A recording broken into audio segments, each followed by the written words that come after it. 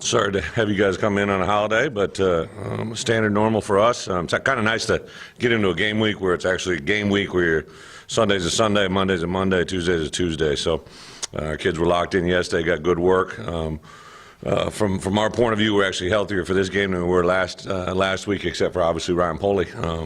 Other than that, our guys have been a little bit better. Full go, being able to practice. There were a number of guys last week that we held out going into that game. Got a little bit of work in right before, but hadn't really had the 10 days prior that I was really hoping for. So there were some bumps in the road, but I thought our guys handled the game very, very well. We rewarded and moved on last Friday from that game. I thought to have 27, I think there was 27 guys that took their first reps of college football to play 8 true freshmen, which is a pretty large number for me. And then several junior, I think there were 4 junior college players that took their first reps here overall. So there was a lot of guys taking reps for the first time to get out of there with only a couple of penalties. Really, the only miscue in a kicking game, we had one guy, Colton Jackson, didn't get out there for the PAT field goal, and that always seems to happen with one guy at the beginning of the year. So really just to have that one miscue was very positive. I thought overall they ran the ball extremely well on defense, played pretty smart, kept the ball in front of them, leveraged and tackled well offensively. After the first 10 plays of the game, really, I thought efficiently handled things pretty well, blocked things up front, had some movement early on that cost us an issue, and some stuff that can easily get corrected. So with that, we'll move into our preparation. Got a tremendous opponent in TCU. Got 4 of their 5 guys up front on offense are seniors, played a lot of football, senior quarterback, senior running back, senior tight end, 3 senior wide receivers, just a lot of talent on offense. Obviously, they're very, very talented, very, very fast, very athletic. Did a lot of good things in their game on Saturday. Defensively, they're, as always, very well coached. Stay square to line of scrimmage. They run extremely well. Got players all over the place that may not be multiple-year starters, but have had a lot of experience, and especially in the back end where they're very, very confident in the way they play and how they run to the football. Got, in my opinion, probably one of the best return guys in Turpin that we've faced even in my time here overall in the SEC. I just think a really, really dynamic player that's very, very tough to game plan around, and we have to be aware of him in the kicking game at all times. So we have our work cut out for us, but should be a live crowd here. I'd really encourage everybody to get here. 2:30 atmosphere should be absolutely awesome. I think the stadium, with it being enclosed, even though it's not fully finished, has made a significant change in the volume, even with the small crowd that we've had in there. So should be a sellout by Saturday, and really think it should be a very, very loud environment. This is a team that communicates a lot at the line of scrimmage offensively, so the more volume we can bring to the fight would be better for all of us involved, and obviously to make for a great home crowd environment. So other than that, open it up for questions. Secondary, just kind of what do you do with Foley out? Yeah, well, kind of a little combination. We'll obviously, K. Rich has played corner as well. Cameron Curl, I thought going into last week's game, obviously you couldn't foreshadow anything like this, but we were really, really excited about Cameron Curl, Brito, and Chevin Callaway. And obviously they got a lot more reps. One of the blindside good things was obviously he got hurt in the first half, so we got a lot of reps with those other corners. And it'll be who starts on Saturday will be a lot based on how they handle the week and see who that is on Saturday. But it'll probably be one of those 3 players in that spot and just kind of see where it goes. He hadn't even had surgery yet. Wanted to get his parents in town, so until they get in there and kind of see exactly what structurally has to take place, we won't know. But it's significant time this year, and obviously he's got a redshirt year available. How come is it losing him in the second straight year, first game with It's football. It's football. It's football. I mean, we've seen guys this year already with knees, guys already with shoulders. The game is a violent sport, and at any given time, anybody can be lost. It's just one of those things, next man up, and an opportunity to move forward. Any concerns if you do move Kevin Richards in the back with that reshuffle, nickel? If we move Kevin Richards, it might be a concern, but I don't think that'll be the main way to solve the new transition. Again, it'll be from those 3 corners I mentioned. With Turpin and that new kid they have, Snell, Yeah. they're kind of short but fast. What element is there of getting lost behind linemen that plays into this? Their plays are a lot on the perimeter, but on the same account, they are shorter by nature. I think the first time that I really experienced that was when I was at K-State. We were defending Jason Sproul during scrimmages and whatnot, and all of a sudden he kind of pops out from behind a tackle. So I think when you have a smaller back or a smaller offensive player in nature, that does get, but they're just really gifted. You saw the one play where Snell came all the way across the grain and just extremely shifty, gifted, can make you look silly in a short amount of time. The things that we did last week well, we have to do this week. We have to obviously contain leverages. We have to tackle well in space and not have missed tackles. TCU kind of what their offense, is that kind of what got you thinking about the 3-4 last year? How can it possibly help? I wouldn't say there's any one offense that made me start thinking about. I think the 3-4 fit what we can do better. But on the same account, one of the advantages I think, without a doubt, to the 3-4 is being able to hopefully line up more efficiently in a shorter amount of time, be able to get more athletes on the field on their feet, and be able to be diverse when the ball's snapped. Brett, it looks like the way you do things with going in the nickel a lot too, Ramsey's, the hog, I guess mostly. Mhm. Those seem like very different spots when we saw Saturday. Just talk about his, playing all the different roles. You mean for him personally, or? For Randy, it seems like he's, the razor and one. Yeah, when we go to the nickel package, I guess he in this game you saw him at a certain spot. I think the part that Randy brings to the table is he's very, very powerful. He's a natural pass rusher, whether it be to the boundary or to the field or even inside as well. I just think he's a very talented athlete that we're going to try to maximize the reps we can get on him. And I tell you that the nicest surprise, in my opinion, to fall camp has been the play of Dwayne Eugene. Those two complement each other very, very well and kind of feed off each other. We'll use Dwayne in the same role that we'd use Randy in nickel situations when one of those guys is off the field.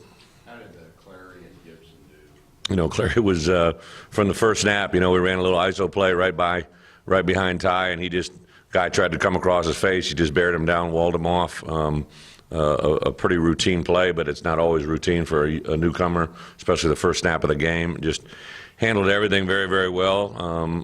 Had minimal, I believe only 2 maybe mental errors or bust on the entire day. Played extremely hard, was on his feet all day. Really never lost. I don't think he ever lost, lost in the moment. I don't think the game got too big for him, and that's going to be huge, obviously, this week in our preparation. Brian came in and played really well. I think the part that was really the best part to the day is when we did start subbing in some of those 2 offensive linemen. All of them played really well. Brian Wallace, Jalen Merrick played really well. Paul Ramirez, Jake Rollerson. Several of those guys played well, which gives us a little bit more flexibility going into this week. But, yeah, we tried to get our best on the field and really, as Jeremy got more and more reps, as Ty got more and more reps, he just looked like a natural to be at that spot, and haven't seen anything look back since. Gibson still would be the right tackle again. Right now we'll start that way, unless something changes during the course of the week. But Johnny played really well at right tackle. Had been, doing okay at guard, but just seems a little more at home at tackle. And again, those 2 guys, Ty and Johnny, were, as is the case a lot of times, you get them on campus, they're just more athletic than you thought they were during the recruiting process. Very, very intelligent and diligent guys that it means a lot to play for Arkansas. You really pounded on the A-gap. Was that a big part of the game plan for the season, for the year? Well, I think the part that you could see early on, from my point of view as a head coach, they were not going to let the ball go outside, right? So, whatever they take away, you got to be able to adapt and move forward.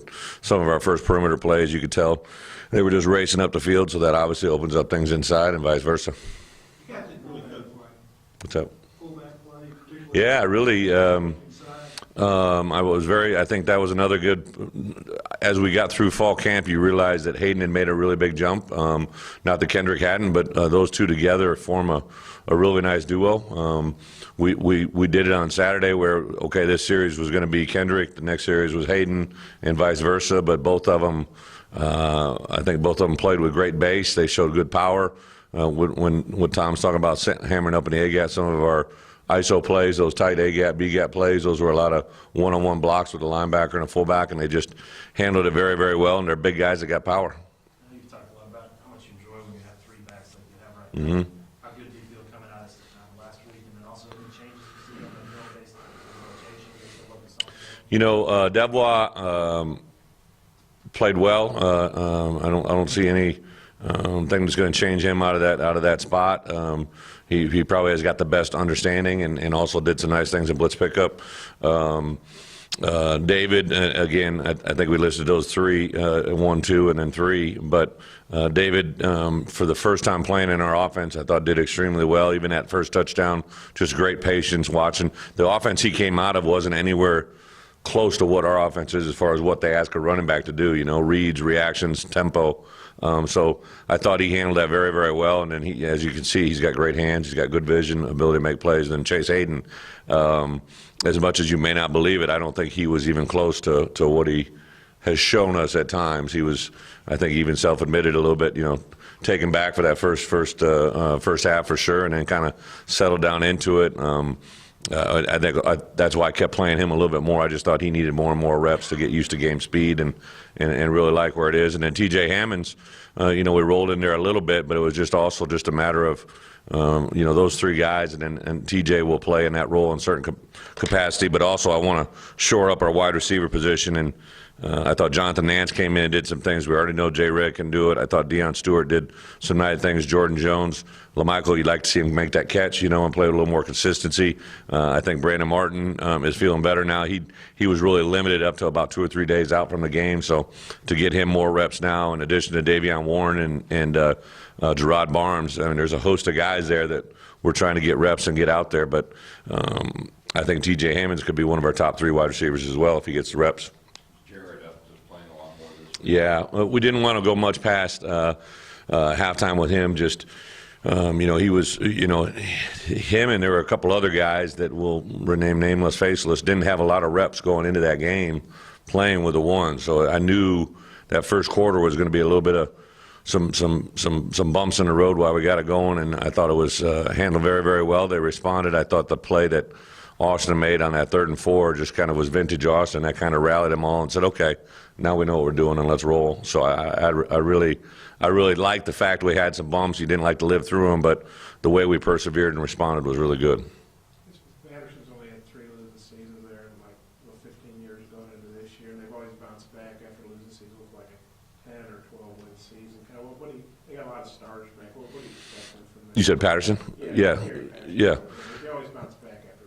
So since I've been in this game, even before I came to this league, Gary's got a tremendous reputation for obviously what he's built there at TCU, what it is. Just sit down and watch the film of the game Saturday night. It's everything you'd expect. He's got playmakers on offense. Defensively, they play his scheme very, very well. They're very smart. They're very well coached. My guess is they're going to win a lot of games.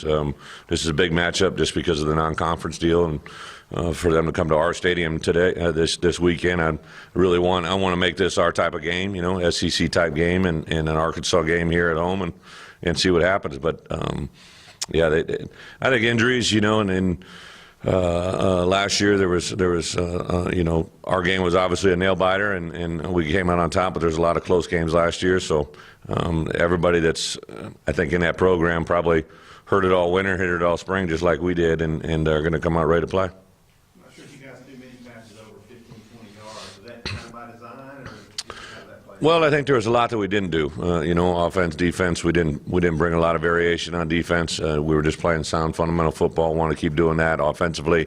Didn't really feel the need to do anything more than our first down, second down, and then react to that third down play as they happen. But the thing I've really been encouraged with is the ability of last year when we wanted to take it a little bit deep, or even the last 2 years, you kind of knew who those guys were and how to defend them. Now we have, in my opinion, Jordan Jones, Jay Red when he's back healthy, which will be this week, Gerard Barnes,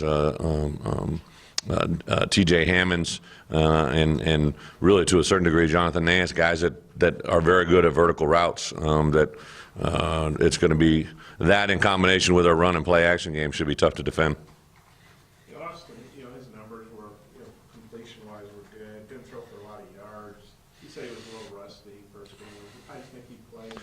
What kind of jump do you expect? Yeah, I think, what was he, 17 or whatever it was, and then he had 14 and 19. and then had 2 drop passes, so I mean he could have had a very impressive day, but that's just standard Austin. He's going to always compete against himself. He's never going to be satisfied. I thought what he did even for himself, we hadn't hit him since last year, so he hasn't been hit since the Virginia Tech game either. We don't hit our quarterbacks at practice, so I think that third down play, that 3rd and 4th, where he all of a sudden was up in the pocket, had to turn around, and he got chased from inside out, and also was in a scramble play.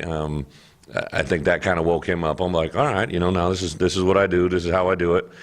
He did get hit, I believe, 5 times, 6 times. There was 2 that were protection breakdowns, and then 2 where they brought some pressures that we hadn't worked and weren't able to get a guy totally in front of him. He didn't take any huge hits, but we definitely don't want him to be on the ground at all. Any hit that he takes, we don't want. So it's Josh Pollard, anything on him? I haven't heard anything about him since preseason. And Alexi, is there a situation where you had a chance to work in? Josh Paul is here on campus. Yeah, he just redshirted. There's nothing unusual about him. Alexi isn't totally cleared yet. We could have. What I did on Saturday is I took a group. I think there was 21 players that had eligibility to so they're eligible to play without penalty. So we took a busload of those guys over. 21 guys on Thursday. They dressed up, suited, and played in a game. There are no restrictions when they're out of conference. Unfortunately, for whatever reason, the SEC, this is the only league that I've ever been in that does that, only allows you to dress 80 for SEC games, so it's very restrictive in the ability to play kids that are involved in the program. So I wanted to take full advantage if we had a chance to play some guys, and we were able to do that with a number of guys getting their first reps. But Alexi was not cleared, so that's why I didn't take him over on Saturday. You said pause, but is he practicing? Because you said in preseason he wasn't on the one. Josh Paul was not in 105, but yeah, he's practicing. He's 100. Yep. As soon as school started, he was with us. He did not play, but he took the trip, and he's right on the verge. Again, had a really good fall camp, then kind of was slowed by an injury. He came back, and we're just we got multiple guys playing, and Coylan's a very talented. The one thing about Coylan is this: he's never played wideout full time. So he's beginning to learn the details of that. Even though he's naturally gifted, he's a playmaker, athletic, big, can run. He listens to everything. He's doing everything right. I just think when you start looking at the guys that we have with Jay Red, with Deion Stewart, with Jordan Jones, with Michael Petway, with the new additions of the 2 junior college players, Jonathan Nance and Brandon Martin, and then you throw in the 2 other freshmen, Davion Warren and Gerard Barnes, it's just hard to get him out there and say that he's that much significantly better than those other guys to make him play now versus potentially what he could be 3 or 4 years from now.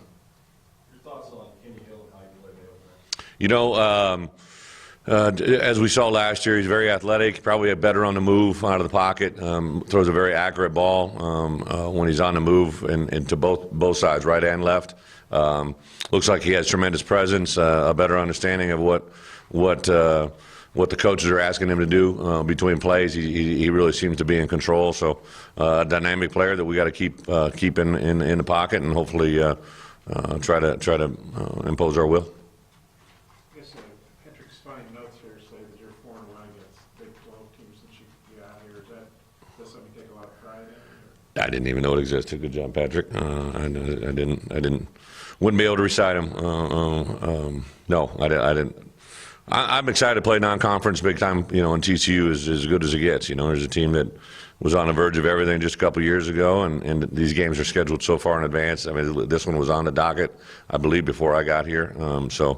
To get them to come to our place, it just seems like all these games, we always play at the other guy's place first. So I'm excited to get them to come return here, and I think our kids are very excited. And I really mean it. I hope this crowd. I know they will. It's going to be a great atmosphere, and 2:30 kickoff, CBS, and the feature game of the day on that. It's just a fun time to be here. I guess we're going to find out on this tour, but what is that north end zone look like? I don't know. I'm in meetings on that during the spring, but I know what it's going to kind of look like, but I just go over there every time and just kind of. Now, I will say this: I think people are going to be amazed, even though it's not finished. It's enclosed, and I think it's a really. When we're in there with just music and a smaller crowd, it's definitely resonating on the field a lot louder than I've ever heard it. So for the first time for anybody that's ever been to the stadium, it's going to be an enclosed stadium, and You know, we're getting a new locker room out of the deal, which is absolutely lights out. The renderings of that are off the charts. We'll be able to use that huge in recruiting. The facilities and the upgrades for, I know the people that have gotten a hold of some of those nice suites. I mean, those are big time suites, as well as all the other ones they build in down there. So it should just overall enhance and help the program. What's your more exciting play? Colton Jackson, your program.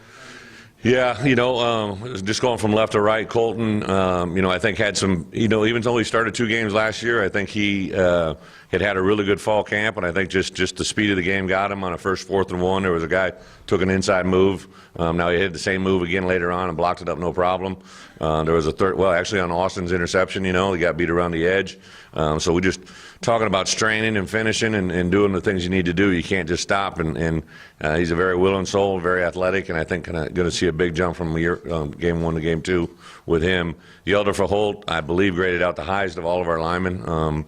I nominated him for SEC Lineman of the Week. He's really taken a huge step in his not only his ability and skills, but also just his football IQ.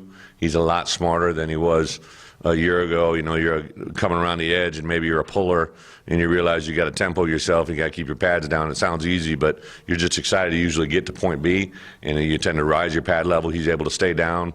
His pass pro was really significantly better. And then Frank played solid, and then we already talked about Ty. And at right tackle, I thought Johnny Gibson did some good things, but Brian Wallace came in there, and he's definitely getting 1 reps this week as well. So we have a little bit more depth at that line position, more than we ever have. Right, I meant to follow up with you on this after the game, but everybody's got their superstitions. I always figured one of yours was the windbreaker. Yeah. Why exactly did you ditch it and it's gone for good? You know what? Technically, it kind of was a windbreaker, I guess. It wasn't just the material that everybody wanted, I guess. There was a white one, a red one, and that one looked like the coolest. I hadn't seen them. I always say, surprise me on game day. I don't really go in there with an idea of what I'm going to wear. It just kind of happened. So I don't know what's going to happen this week. Has it been a superstition of yours to wear the same? It had. I'll definitely have something with long sleeves. I don't think you'll ever see me sleeveless. That was the only time I ever really remembered is when I wore a golf shirt. We got our business handed to us, and I'm fairly sure it was because it was sleeveless. But we'll see.